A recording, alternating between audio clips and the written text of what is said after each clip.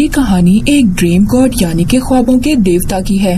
ख्वाबों का देवता असल दुनिया में अपने एक असिस्टेंट को ढूंढने के लिए जाते हैं। जिस आदमी को ढूंढने के लिए आए थे वो लोगों को बुरे ख्वाब दिखाता था। वो बुरा इंसान था तो इसलिए दुनिया में भी आकर बुरा ही काम कर रहा था। लोगों की आंखें निकाल कर खाता था। वो अपने ख्वाबों की दुनिया से भाग आया था क्योंकि वो अपने हेड ख्वाबों के देवता के साथ काम नहीं करना चाहता था। सीन शिफ्ट होता है एक प्रोफेसर पर। वो एक सिटी में एक अमीर आदमी से मिलने के लिए आया था। ये काला जादू किया करता था और इसके इस बड़े से महल में बहुत सारे लोग काला जादू सीखने के लिए आते थे। प्रोफेसर ने कुछ दिन पहले ही अपना बेटा खो दिया था, यानी कि उसका बेटा मर चुका था। यहाँ पर इस अमीर आदमी को एक किताब देता है। उस किताब के अंदर काले जादू के मंत्र लिखे हुए थे। सोचता है कि ये इन मंत्रों को पढ़कर डेथ गॉडेस यानी कि मौत की देवी को अपने काबू में कर लेगा और फिर इसके बाद ये लोग अपने बेटे उससे मांगेंगे। वो आदमी वो जादू शुरू करता है। जादू उल्टा हो गया था। वो जादू ख्वाबों के देवता पर चल गया था। इस वजह से वो ख्वाबों का देवता अब उस आदमी के कब्जे में आ जाता है।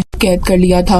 ये आदमी जो काला जादू किया करता था, इसको जादू कोई अच्छी तरह नहीं आता था। इनको अभी तक ये लग रहा था कि इन्होंने मौत के देवता को कैद किया है। ये उस ख्वाबों के देवता की 3 चीजों को चुरा लेते हैं। एक हेलमेट जो कि एक जादुई हेलमेट था, दूसरा एक रूबी जो कि एक लॉकेट में थी और तीसरा जादुई रेत की पोटली थी। ख्वाबों के देवता के होश में आते ही वो आदमी उससे अपने बेटों को मांगता है। उनको बिल्कुल भी जवाब नहीं देते। कैद करने की वजह से पूरी दुनिया में सिस्टम तबाह हो जाता है क्योंकि ख्वाबों के देवता का जो काम था वो कोई भी नहीं कर रहा था। जितने भी लोग नींद में थे वो सब के सब मर गए थे। 10 लाख से ज्यादा लोग थे जो नींद में ही मर गए थे। अब उस अमीर आदमी के पास ख्वाबों के देवता का वही असिस्टेंट भी आता है जो चाहता था कि वो आदमी और भी ज्यादा ख्वाबों के देवता को अपनी कैद में रखे। वो उस ख्वाबों के देवता के गिर्द एक जादुई घेरा बनाते हैं और उसको एक मजबूत ग्लास कवर में बंद कर देते हैं। वहाँ पर गार्ड्स दवाई खाया करते थे ताकि उन लोगों को नींद न आए। अगर हम सो गए तो ये हमें मार देगा। ख्वाबों के देवता के पास एक बर्ड भी था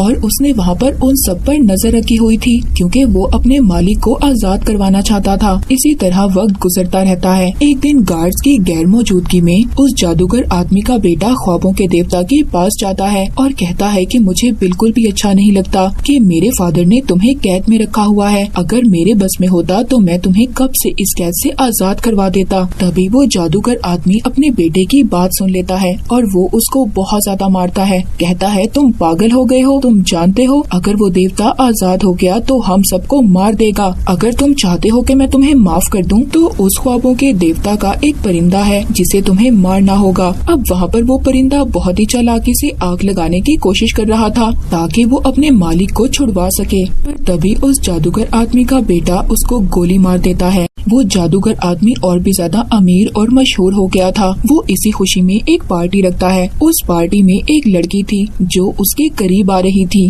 वो अब प्रेग्नेंट हो चुकी थी और वो उस आदमी को अपने बच्चे के बारे में बताती है, मगर वो आदमी ऐसा कुछ भी नहीं चाहता था। इसलिए अब उस लड़की को गुस्सा आ जाता है और वो अब उस जादूगर से वो तीनों चीजें चुरा कर भाग गई थी। वो ही तीनों चीजें जो इस जादूगर आदमी ने ख्वाबों के देवता से छीनी थी। ये सब बातें जादूगर बताने के लिए आता है और कहता है कि मैं तुम्हें छोड़ सकता हूँ अगर तुम मुझे ये वरदान दे दो कि मैं कभी न मरूं। जब वहाँ पर ख्वाबों का देवता उस जादूगर को कोई भी जवाब नहीं देता तो गुस्सा आ गया था और वो अब वहाँ पर अपने बेटे से लड़ने लगता है। इसी लड़ाई में जादूगर की जान चली गई थी। उस जादूगर आदमी का बेटा ख्वाबों के देवता से ये कह रहा था कि मैं तुम्हें छोड़ सकता हूँ मगर इसके बदले तुम्हें मेरी जान बख्शनी होगी। बहुत सारा वक्त गुजर जाता है। अब उस जादूगर का बेटा भी बूढ़ा हो गया था। वो अपने आखिरी वक्त में देवता के पास आता है और अभी भी वो उससे यही कह रहा था कि मैं तुम्हें छोड़ दूंगा मगर तुम्हें इसके बदले मुझे माफ करना होगा। तभी जब वो वहाँ से जा रहा था तो उसकी व्हील चेयर से वो जादुई घेरा थोड़ा सा मिट गया था जिसमें वो ख्वाबों का देवता कैद था और इसके बाद वो आजाद हो गया था। उसने उस जादूगर आदमी के बेटे को उसके ख्वाबों की दुनिया में ही कैद कर दिया था। अपनी दुनिया में आ गए थे, यानी कि अपने ख्वाबों की दुनिया में। सब कुछ बर्बाद हो चुका था क्योंकि ख्वाबों के देवता पूरे 100 साल से उस आदमी की कैद में थे। दूसरी तरफ उस असिस्टेंट को भी ये बात पता चल जाती है जो बुरे ख्वाब दिखाया करता था। उसको इस बात का डर था कि ख्वाबों के देवता मुझे भी मार देंगे। वो अब उस लेडी के पास जाता है जो लेडी उस जादूगर से 3 चीजें चुरा कर लाई थी। पास आया था वो 3 चीजें लेने के लिए। उसको बताती है कि 2 चीजें तो मैंने बेच दी थी और एक जादुई लॉकेट मेरे पास है। उस लॉकेट ने उसको अभी तक जवान कर रखा था। असिस्टेंट उस लेडी से वहाँ से जबरदस्ती करने की कोशिश कर रहा था तो उस जादुई लॉकेट से उस असिस्टेंट को उसकी सपनों की दुनिया में कैद कर देती है। वहीं पर अब ख्वाबों के देवता को दोबारा से अपनी दुनिया बनाने के लिए अपनी 3 जादुई चीजों की जरूरत थी। इसीलिए ये फैसला करते हैं कि वो 3 देवियों को बुलाएंगे जो इस ख्वाबों के देवता को उन चीजों के बारे में बता सकती थी। बुलाते हैं और उन 3 देवियों को एक सांप का तोहफा देते हैं। बताती हैं कि तुम्हारी जादुई रेत की पोटली एक लड़की के पास है जो दुनिया से डीमंस को भगाने का काम करती है, और दूसरा तुम्हारा जो हेलमेट है वो नर्क यानी के दोज़ख में है, और तीसरा तुम्हारा जादुई लॉकेट जिसके अंदर रूबी है वो एक लेडी के पास है। फिर इसके बाद वो लेडी अपने बेटे से एक हॉस्पिटल में मिलने के लिए जाती है मगर उसका बेटा बूढ़ा हो चुका था। उस लॉकेट ने उस लेडी को अभी तक जवान कर रखा था। कहती है कि जब ख्वाबों का देवता तुम्हारे पास ये लॉकेट लेने के लिए आए तो तुम उसको ये लॉकेट देकर अपनी जान बचा लेना। लॉकेट उतारकर अपने बेटे को दे देती है। जैसे ही वो लॉकेट उतारती है वो बूढ़ी होकर मर गई थी।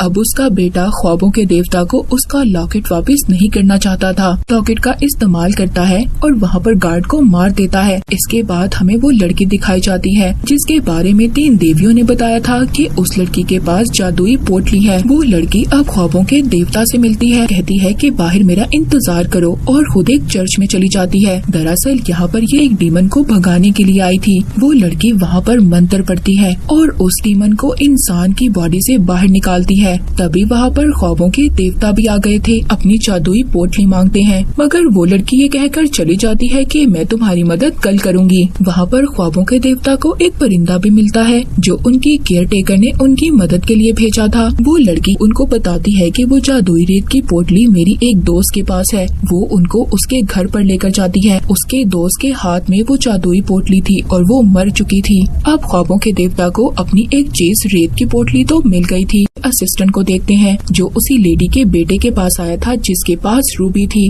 उससे मिलने के बाद उस असिस्टेंट को ये पता चल गया था कि ये बिल्कुल साइको है। दूसरी तरफ ख्वाबों के देवता नर्क यानी के दोज़ख में चले गए थे। वहाँ का गेटकीपर उनको असल रास्ते पर लेकर जाता है और वो वहाँ पर दोज़ख की मलिका के पास लाया था। वो वहाँ पर दोज़ख की मलिका को अपने बारे में सब कुछ बताते हैं कि कैसे उनके जादुई हेलमेट को चुरा लिया गया था। बताते हैं कि तुम्हारे ही नर्क में एक डीमन के पास मेरा वो हेलमेट है। वो हेल की मलिका वहाँ पर अब उस डीमन को बुलाती है जिसके पास वही जादुई हेलमेट था। वो डीमन कहता है कि मैं तुमसे यहाँ पर एक गेम खेलूंगा। अगर तुम जीत गए तो ये जादुई हेलमेट तुम्हारा, और अगर तुम हार गए तो तुम्हें सारी जिंदगी यहाँ पर मेरा गुलाम बनकर रहना होगा। अब यहाँ पर वो खेल ख्वाबों के देवता जीत गए थे क्योंकि उन्होंने सही सवालों का जवाब दिया था। ख्वाबों के देवता को अपनी दूसरी चीज जादुई हेलमेट भी मिल गया था। अब उस रूबी लॉकेट तक पहुँच गए थे मगर जैसे ही वो उसको उठाने की कोशिश करते हैं तो वो पीछे जाकर गिरते हैं और बेहोश हो गए थे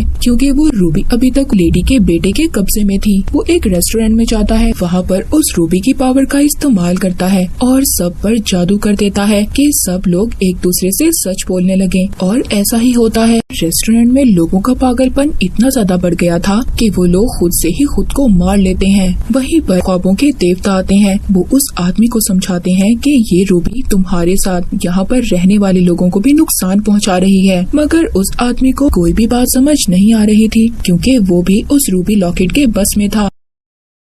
देवता उस आदमी को ख्वाबों की दुनिया में कैद करने की कोशिश कर रहे थे मगर वो आदमी खुद से ख्वाबों की दुनिया में चला गया था और वहाँ पर देवता को मारना चाहता था। वहाँ पर ख्वाबों के देवता उस रूबी की पावर को सारा अपने कंट्रोल में कर लेते हैं। उस लेडी के बेटे को हमेशा के लिए उसके ख्वाबों में कैद कर दिया था और इस आदमी का किस्सा यहीं पर खत्म हो जाता है। तीनों चीजें मिल चुकी थी और वो बिल्कुल मुकम्मल हो गए थे। अब जो मौत की देवी थी वो ख्वाबों के देवता की बहन थी। अपनी बहन डेथ गॉडेस यानी के मौत की देवी से मिलने के लिए जाते हैं मगर ख्वाबों के देवता अभी भी कुछ अलग महसूस कर रहे थे क्योंकि वो ये सोच रहे थे कि उनके बहन भाइयों में से उन्हें कोई भी बचाने के लिए क्यों नहीं आया। डेथ गॉडेस अपने भाई को अपने साथ चलने के लिए कहती है देखते हैं कि उनकी बहन की जॉब कितनी ज्यादा मुश्किल है। कि लोग तो मरने के लिए कभी तैयार ही नहीं होते और आखिर में उन लोगों का गुस्सा मेरी बहन यानी कि मौत की देवी को बर्दाश्त करना होता है। उनकी बहन बताती है कि आहिस्ता आहिस्ता मुझे आदत हो गई और अब मैं भी तुम्हें यही कह रही हूँ कि तुम अपनी ख्वाबों की दुनिया को दोबारा से बना सकते हो। ख्वाबों के देवता थे,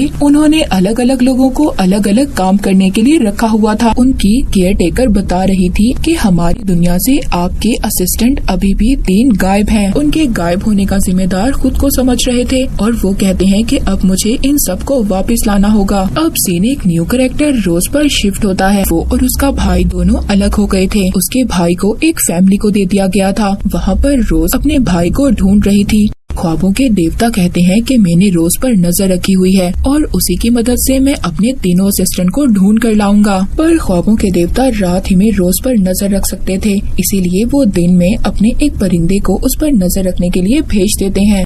रोज अपनी दोस्त के साथ अपने भाई को ढूंढने के लिए निकल जाती है। एक ऑर्फन हाउस में जाती है जहाँ पर उसका भाई रहा करता था। वो वहाँ की ऑर्फन हेड से पता करती है तो उसको पता चलता है कि उसके भाई को एक फैमिली ने अडॉप्ट कर लिया था। वो हेड ये भी बताती है कि तुम्हारा भाई एक अच्छी लाइफ गुजार रहा है जो तुम उसे नहीं दे पाओगी। अब जो बर्ड ख्वाबों के देवता ने रोज पर नजर रखने के लिए भेजा था वो आकर बताता है कि रोज अपने भाई को नहीं ढूंढ पा रही और सबसे हैरानी वाली बात ये थी कि वो अपने ख्वाब में भी जाकर अपने भाई को नहीं ढूंढ पा रही। तभी वो ख्वाबों के देवता के पास पहुंच गई थी। रोज को ये बताते हैं कि मुझे ऐसा लगता है कि तुम्हारा भाई मेरे एक असिस्टेंट के साथ है और अपने भाई को सिर्फ तुम ही ढूंढ सकती हो क्योंकि तुम एक वॉर्टेक्स हो।